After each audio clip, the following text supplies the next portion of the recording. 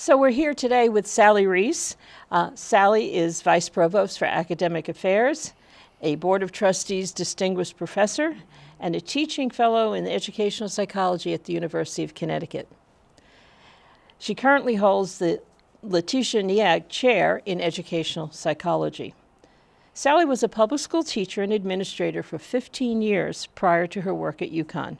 She's authored more than 250 articles, books, book chapters, monographs, and technical reports. Sally serves on the editorial board of the Gifted Child Quarterly and is a past president of the National Association for Gifted Children. She is a fellow of the American Psychological Association and was named a distinguished scholar of the National Association for Gifted Children. Sally, thank you for joining us today. Thank you, Fran. It's a pleasure. I'm very happy you're doing the interview. And as I am. We're old friends, and Sally was a great mentor and friend as when I was a teacher of the gifted. So I'm going to ask you an interesting question. How do you define yourself? Are you a teacher of the gifted, a researcher, a promoter of gifted programs, a creator, a troublemaker, a policymaker, any and all? Yeah, I think I'm a combination of all of those things. I obviously started my career as a teacher and became interested in gifted education because I, like many other of us in our field, had an extremely smart student that I had no idea how to help or what to do, how to program for, what materials to use. And early on in my career, and this is in the early 1970s, I started teaching in 1973.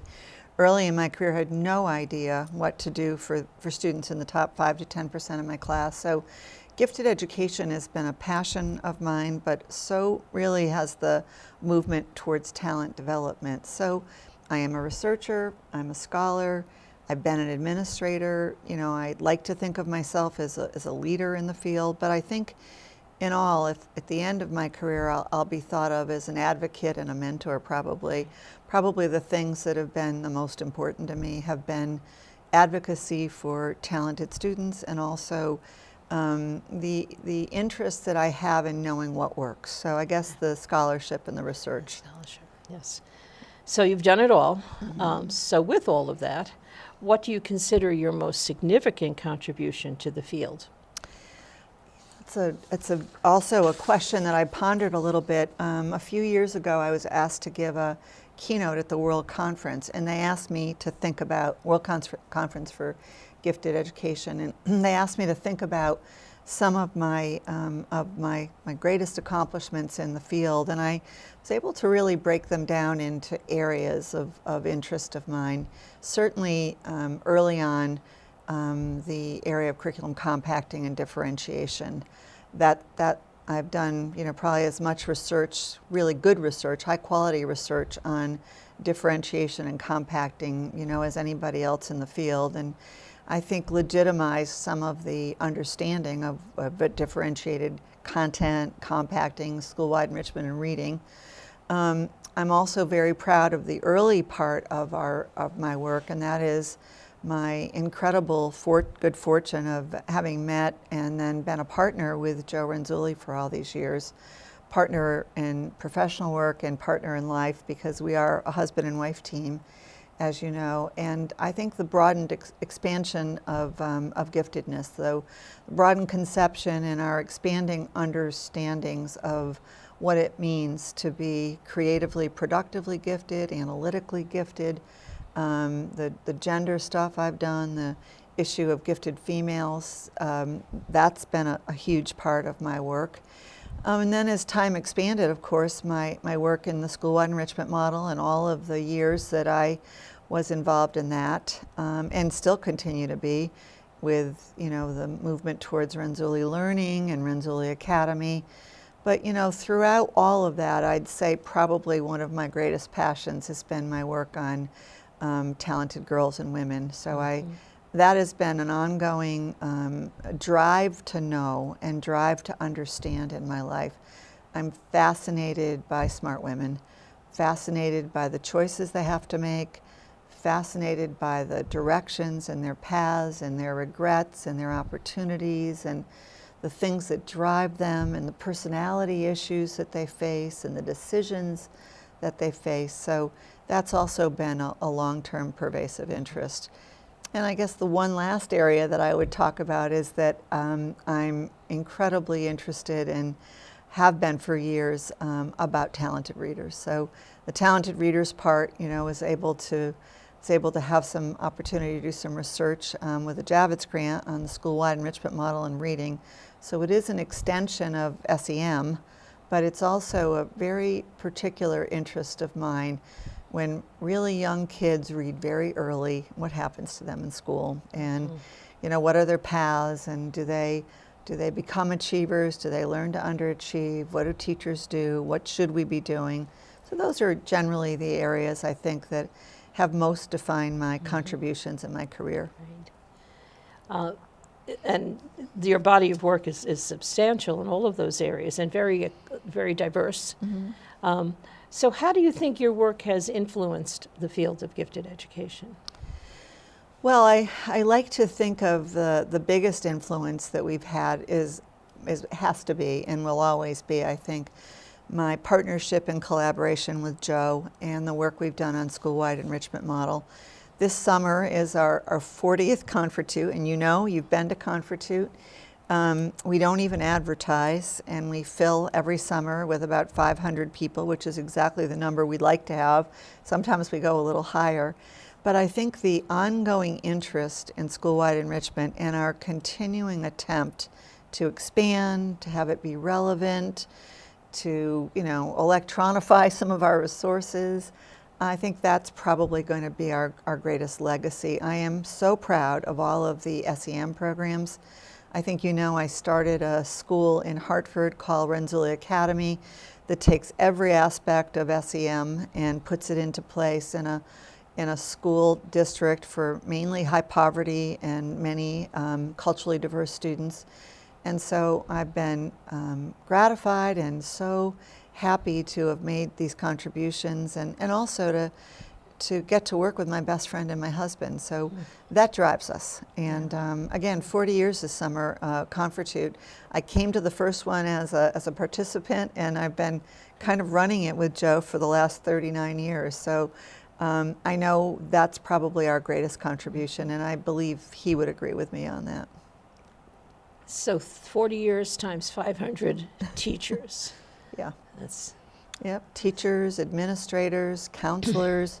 We offer strands on underachievement, on social emotional, on reading, on science, on content areas. And when you think of all of those teachers and administrators going back to their districts and trying to keep the flame alive during the time of No Child Left Behind, the time of aggressive state testing, we attract at UConn in the summer a group of people that Joe and I call positive malcontents. They know and see a better movement.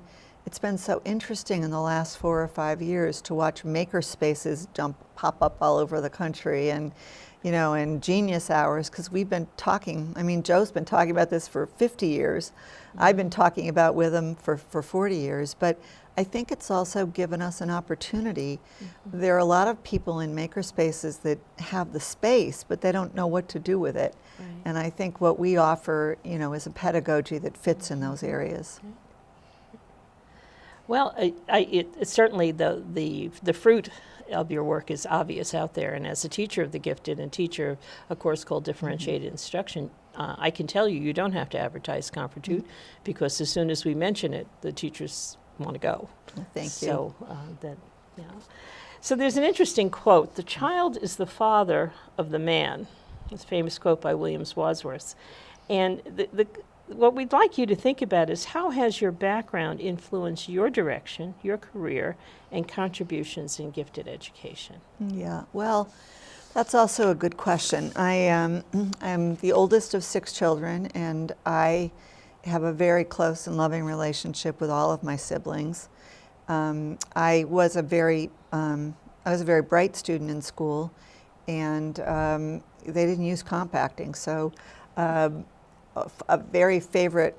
Both my parents have passed, and so when I reflect on our childhood, I think about many different things. But my father always used to tell a story about me at elementary school, and he called the school one day to indicate that my mom would be picking, I forget if it was myself or one of my siblings, up for a dentist appointment, and I answered the phone.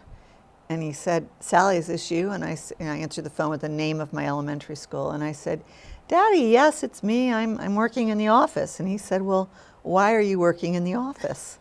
And I said, "Well, they send me down 2 or 3 days a week to answer the phone so the secretary can do other things." And I think that's how they compacted for me. So I was a good student in school, but I really never considered myself to be somebody who was, academically at the top of my class, although I was. I mean, I did very well in school all the way through.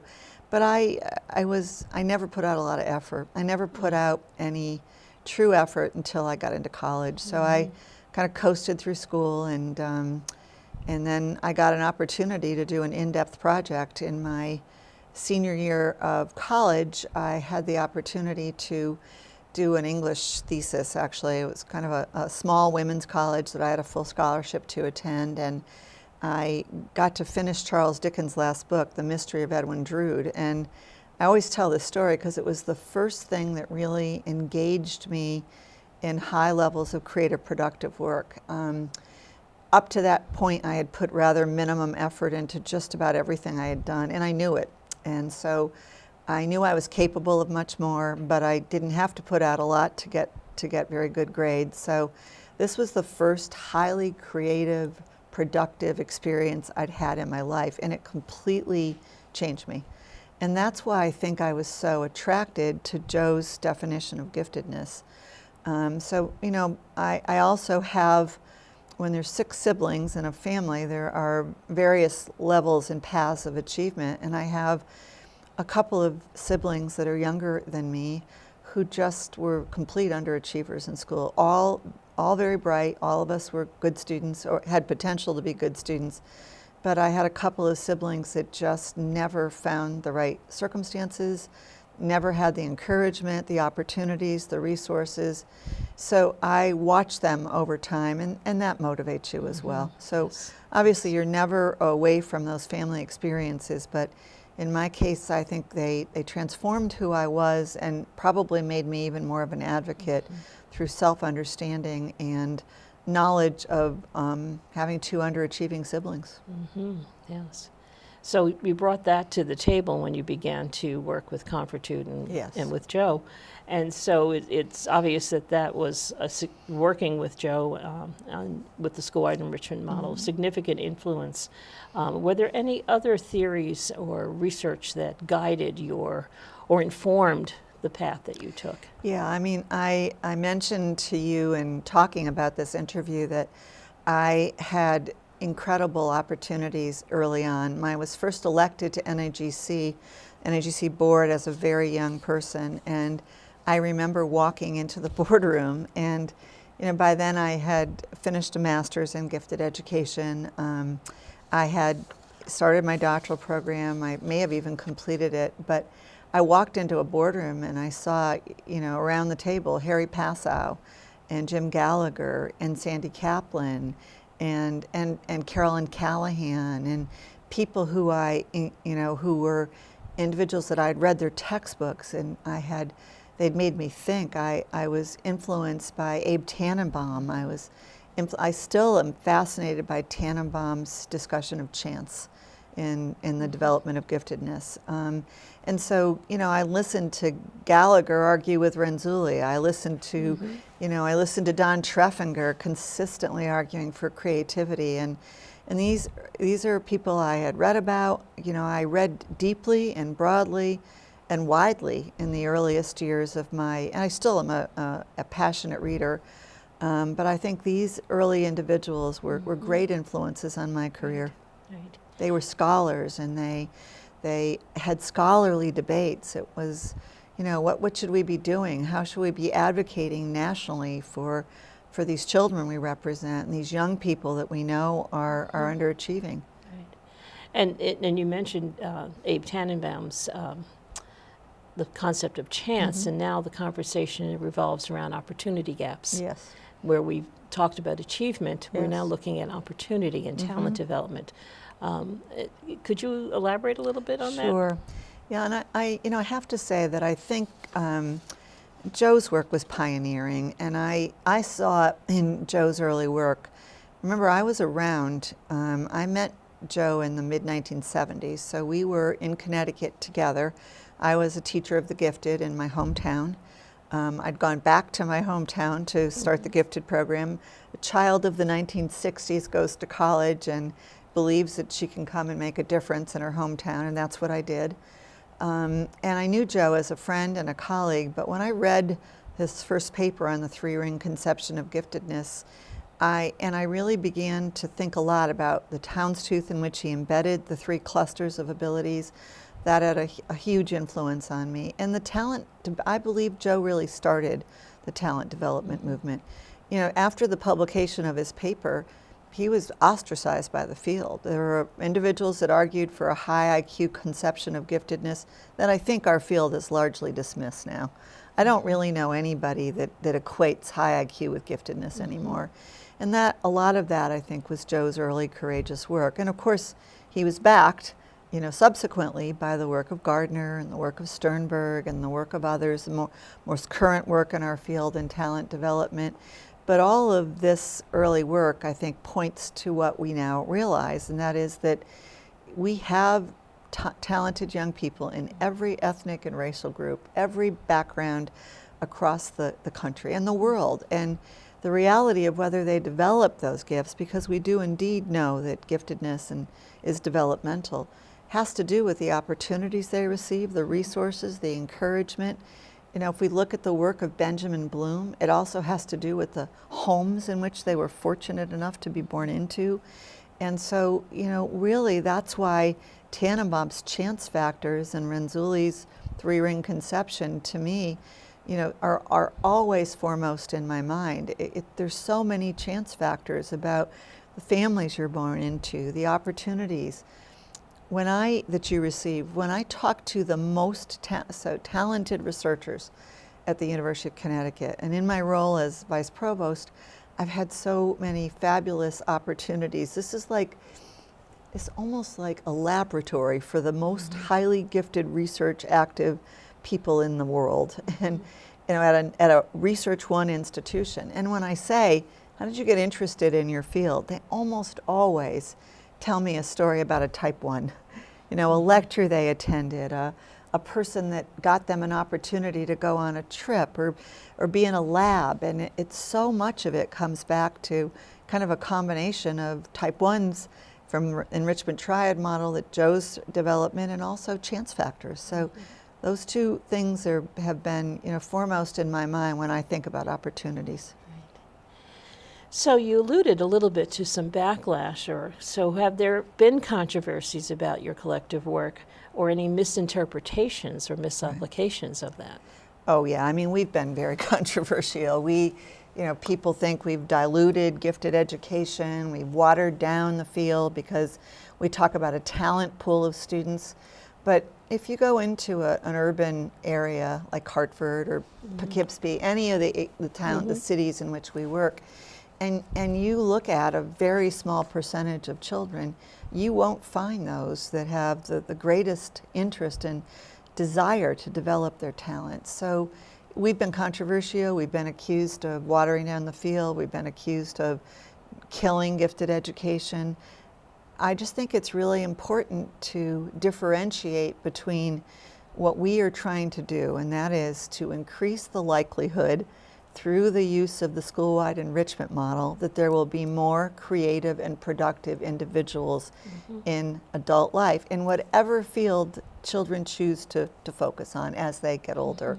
So I know that there are kids, students, young people who are in the top 2 to 3, 1 percentile who are extremely bright.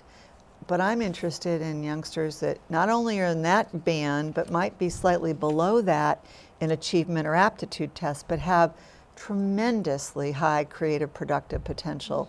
And that is why we believe in a talent pool approach. So that's been one misunderstanding, I think, of our work. One is that we do serve the top kids very well in good SEM programs. And the other is that our work doesn't include underachievers. That's probably been the biggest misunderstanding of our work, SEM, because in essence, the talent pool immediately pulls in the underachievers. Once you have a pool of kids, students, 10 to 15%, and teacher nomination for teachers to look at youngsters with high potential that are not performing, these youngsters are more likely to be given opportunities to participate in gifted education or school-wide enrichment model activities than they would be if you used a more traditional model. Right. So I'd say those two misunderstandings, one about our focus on creative productive giftedness, and the other that's leveled on us all the time, that is that we don't really include underachievers in our talent pool. Those are two misunderstandings of our work. So, continuing in somewhat of a negative, did you suffer any defeats or disappointments? Do you have any regrets along the way? About my career in general? About the work in the field. Yeah, I think that it's a very good question. I've thought about this quite a bit too. I think that we named, the revolving door identification model was the name, Joe's idea. I think the name, probably people thought students were revolving in and out of the program as opposed to services. So I think that was certainly one. In terms of other areas, I regret that I didn't have more time and I didn't have more money for some of the research I wanted to do. What everybody that's watching this video should understand is a field can't move forward without funding for good funding for research.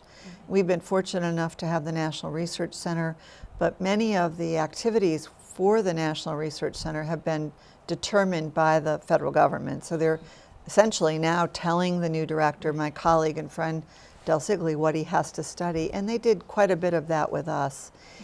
There's just not enough funding. I mean, we are less than 2 cents of every federal dollar spent on education, and I regret that we didn't have more opportunities to do better and stronger research that tells us about best practice. We had some of those opportunities with SEM, but we couldn't do very much with it because other people need to have grants and there's not that much money available. Right.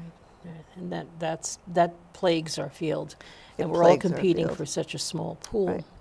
Yeah. Within the field of gifted education, and you've alluded a little bit to this, the whole idea of how do we define giftedness, and you've given us some idea, but I'm going to ask you formally, how do you define giftedness? I think of it broadly. So when we talk about creative productivity, I obviously like the Renzulli 3-ring conception of giftedness: above average abilities, task commitment, and creativity. When we speak about giftedness in terms of women, I like my own conception. So I have a conception of talent realization. I call it talent realization in women, that has a couple of Joe's clusters, but adds on to it. Probably the biggest change is that I understand the active decision to pursue one's talents that is necessary for gifted and talented women. And so I hope in my years in the future to go back to that definition of talent realization. It includes personality traits, abilities, it includes environmental opportunities, interests, and it's similar to Joe's, but it is the research done on it was just done on women of eminence. So I'm eclectic in my view. I also, in my work on talented women, I quote Sternberg quite a bit, and I think Sternberg's notion of environmental influences on giftedness. So the triarchic theory, and also some of the issues that he discusses when he talks about the choices one makes to stay in one's environment or change or the adaptability of his definition have intrigued me for a long time. So I'm eclectic, but those are Sternberg and Renzulli have been major influences, and terms of how I define giftedness, in my own conception, it would be my talent realization in women conception that there's a chapter on in the Sternberg book on conceptions of giftedness. Okay. So what do you believe now is the challenge, the greatest challenge we face in our field of gifted education? You know, I think it's a challenge of survival. As the economy has changed and non-mandated states have eliminated programs right and left, in certain areas of our country, you know, where you and I live, the Northeast, we're just trying to survive. We're trying to keep enough programs going that we can show that they're models. And that is why Joe and I have I've looked so closely at incorporating school-wide enrichment as a theme within a school. We'll always have schools. And if we can't have gifted programs, if we can incorporate a theme of talent development and creative productivity and enrichment opportunities for all students with more advanced opportunities for gifted and talented students, then I think we have some hope of keeping things moving and at least keeping the pedagogy. So I'm glad there are states with a mandate. I hope those states continue to have a mandate, but right now I think it's preserving the pedagogy. I also think that as a generation of top researchers in our field retires, so over the last few years we've seen, you know, recent deaths of Alexandria Baldwin, you know, of Jim Gallagher, you know, a lot of individuals are getting older. I want to make sure that the next generation of Sandy Kaplans and Joe Renzullis and Jim Gallaghers and Carolyn Callahans, I want to make sure that they have the same kind of university opportunities that we have. So I think it's really important to me that, that research and programming and certificate programs continue, because when you have a center for research, and you run one and we run one, then you're more likely to have teachers and researchers, young researchers, doctoral students trained to continue to work the work, and continuing the work is what we need to do. And so as we continue the work, what advice would you give to young professionals interested in gifted education? You and I were puppies together in this field, and we each took our different paths, but the young professionals coming in now, the people I see in my classes, you meet here at university, what advice would you give them? You know, I would tell them to understand that the development of gifts and talents can happen in any classroom. It's a pedagogy that we believe in. It is understanding that schools should be places for talent development. Joe and I just wrote a chapter for a book and about kind of what our personal conceptions of giftedness is, about what we feel in the field should be important. And I think right now schools are places that children go to improve their deficits, to do well on the state test. And schools should be places for talent development. If that philosophy from gifted education could be filtered into the rest of education, things would be much better, not only for smart kids and for kids with high potential, but for all kids. Right. And so you talked about the whole idea of deficits and so forth. Could you comment on the twice exceptional child? Yeah. So, you know, when you ask me my major research interests, you know, the two areas I probably talked a little bit less about, I could have mentioned, I've also been passionate about, really are two. One is underachievement. I've mentioned that a bit. I'm still amazed that more people are not upset that there is this group of very, very smart children, gifted and talented children, who underachieve at such high levels. You know, we have research showing how the proportion of these students that drop out of high school, we know, everyone knows somebody extremely smart that didn't do well in school and that didn't get to go to college. So that all amazes me. And in that group of underachievers, when we really break down social emotional issues and we look at that group of underachievers, many of them end up being students that are very bright that have undiagnosed learning disabilities. So I've been blessed in my life to have some friends. We've talked about people that have influenced me who've been senior people in the field, but I've also been influenced by my peers. So obviously your work and the book that you spent the last decade or so working on. You know, people like you, people like Sue Baum, who has been absolutely focused in her work. So where I've been interested in multiple areas of talent development and giftedness, I mean, Sue Baum has been an absolute, I think, focused researcher on Twice Exceptional. She's still doing it. She left her university, her college, to go and make an enormous difference in a school that she works in California now. And I think this area is an area that we have got to give more attention to. At one point, and I got lots and lots of parent calls in the Renzulli Center at the University of Connecticut. At one point, I charted that 20 to 25% of the calls were about academically talented kids whose parents also began to understand that they were never going to be identified because they had a learning disability. So a couple of research studies that I did that looked at college students, that actually case studies of college students that were identified as having some type of learning disability, also known as Twice Exceptional, have moved me and motivated me. And then I have two daughters, and one of our daughters would have qualified as gifted and talented in any traditional setting, and the other one has dyslexia, and she also has many, many talents. But school was always about her deficits. It was never about her talents. So this is an area that I am passionate about. I'm glad you asked the question. And I think it's an area we need to do better in our field. And I think many people are interested now. Right. I think those reflections on your work in the field and on what the young professionals are doing now are very informative, because it's the teacher in the classroom who gets to see the talent first. And without mandates, as you know, where we live, it's difficult to move in that direction. So in terms of moving in a direction, what future directions do you see for yourself? That's such a great question. I've just spent 6 years in a leadership lab. So I'm stepping down this month as Vice Provost for Academic Affairs at UConn.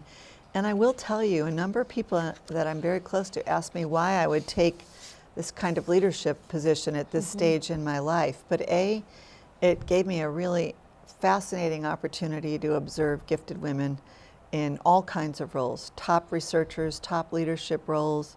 President of our university is clearly a gifted woman. I have been so fascinated by getting to know these smart women from every domain at the University of Connecticut. And then the second reason is that it gave me a chance to implement gifted education pedagogy at the University of Connecticut. So I started a program here called Idea Grants. So these are type 3s for students in college. So anybody at the University of Connecticut with a fabulous idea, instead of waitressing in the summer or lifeguarding in the summer or having a summer job where they're landscaping, they can write a grant and get a grant of $5,000. $1,000 goes to their mentor and $4,000 is for their expenses. If there's 3 people together, they can multiply that by 3 or 4, and groups of students come together, and there are inventions, there are books, there are musicals, there are puppets that have been developed, there are plays, there are, one student, for example, developed using a 3D printer, a prosthetic hand. He worked all summer on really trying to perfect this kind of hand that could be developed for children on a 3D printer. So the prosthetics have to be changed so frequently when you're a child and you've lost a hand or a limb, that this is what he did all summer. So there are generations of students at UConn now. That's been going on for 5 years, and it's again, type 3 goes to college. So that's one, but I've had 5 or 6 different examples of opportunities I've been able to provide at UConn for academically talented students. We developed, my colleagues and I here developed the first ever makerspace in the brand new residence hall we just built called Next Generation Hall. And this makerspace was we were able to completely build it from the ground up. So we actually have kind of a type 3 room in a dorm. So it's been a joy for me to have this opportunity. But now I get to reflect a little bit. I'm stepping down, as you know, this month, and I'm going to go back into my field and try to get some time to do some creative, productive work. I have a couple of things that I have work left undone. The book I wrote about talented women and girls, I have some work left undone, and this will be a chance to explore my own creativity without the constraints of time that I am spending, working for other people and doing work that benefits other people. So I'm going to take some time for me and some time for Joe and some time with friends and try to renew my own creativity a little bit. Okay, so what personal talents do you think that you have influence? You talked about answering the phone at your elementary school, so obviously academically you had finished whatever work they had set out for you. So you clearly were a gifted child, but what personal talents do you think drove you? Now, I think I'm intellectually curious. I think that probably one of my greatest talents is that my problem-solving ability. I'm a really good problem solver, and people describe me as creative, which is flattering. But probably in terms of a specific talent, I'm a good writer. I have many manuscripts that I've started, many ideas for books, children's books that are sitting on my computer. When I get a chance to write, it's probably why I did so well in academe. But now I'm going to try to take my academic writing and translate it into more opportunities for some creative writing. So one of my plans in the next year rather, is to actually take some time and see if I can shed the academic writing and do some creative writing. I think it's hard to talk about gifted and creative kids unless you're willing to take some risks yourself. And I've played it safe for a lot of years with an academic job in which I've been supported and given many opportunities in an environment with a very supportive family. And now I think it's time to take a few creative risks on my own. I do think for women, and I do talk about this in the book that I wrote, one of the greatest gifts is this gift of time. And so having raised two wonderful, smart, creative daughters and launched them in a certain sense, I think it's kind of time for me now. And I think this time for me, I've got a supportive partner and I've got supportive friends that if I don't take this opportunity now to experiment a little bit and try some new things, then I have no business telling kids to do the same thing. So that's what I'm planning to do. Good for you. Well, your body of work is substantial. Your influence in the field is substantial. And as I looked through all the questions, I remembered something you taught me a long time ago, that there's always the question that you didn't ask. So I'm going to ask you, Sally, what didn't I ask you and what do we need to know? Gee, I loved your last question. I think you've been very thorough in terms of your questions. I guess the only other question that you would ask, that I might ask, is what's been the most creative act of your life? And I would tell you that in my life, it's raising spirited, talented girls. And as I think about the gifted females journey that so many of us have undertaken, I think what's wonderful about being a smart woman is the choices that you have. But in terms of the choices that I made, I would just indicate that for a while in my career, Joe was sick. For a while, he's well now, thank goodness. But I also had two very dynamic daughters, and I don't regret taking some time to be a great mom. And I also don't regret diverting my talents a little bit. I think the most interesting thing that I've developed in my life, besides SEM, has been this kind of creativity theory of women that that we have diverse opportunities for the manifestation of our creativity. And I think when I was younger, I was so interested in doing well at so many different things. You know, I wanted I wanted to be a writer. I wanted to be a good teacher.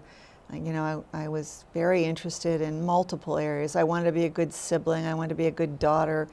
And it's a little exhausting.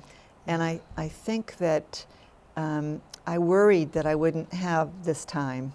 And now that I'm older, I understand that with passages of time with talent development and creativity, that there are stages in your life it's perfectly fine to put all of your energies into one thing or two things, and to say that, you know, that there's time later for things.